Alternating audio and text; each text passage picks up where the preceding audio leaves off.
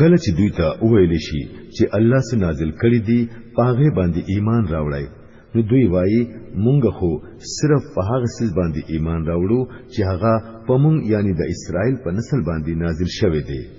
دا غین علاوه چې سره غلي دي دا غي د منلو نه او انکار کوي حالکه هغه حق دی او دا هغه تعلیم تصدیق او تایید کوي کوم چې دا غوي سره د مخکینه موجود وو ډېر خدا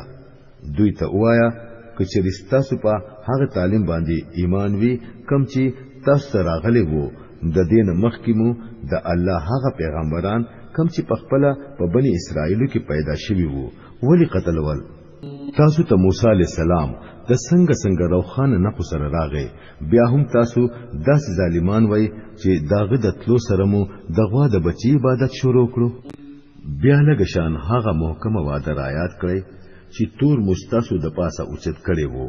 او واده مو درنه اغستلی و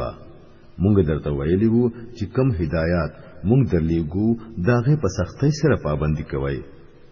او په غوګونی واوري ستاسو مشرانو اویل مونږه واوریدل خو منوي نه او داغوی د کفر دا حال وو چې داغوی په زړونو کې د غوا د بچی مینه ناسته و ورته وایا کچری تاسو مؤمنان یې نو دا خو عجیب ایمان دی چې تاسو ته د داسې خرابو کارونو حکم درکوي دوی ته وایا کچری واقعي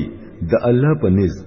د آخرت کور د ټولو انسانانو نه علاوه خالص تاسو د پاروي نو بیا تاسو لا پکار دي چې د مرګ ارزو وکړئ کچری تاسو په خپل خیال کې رښتینی یې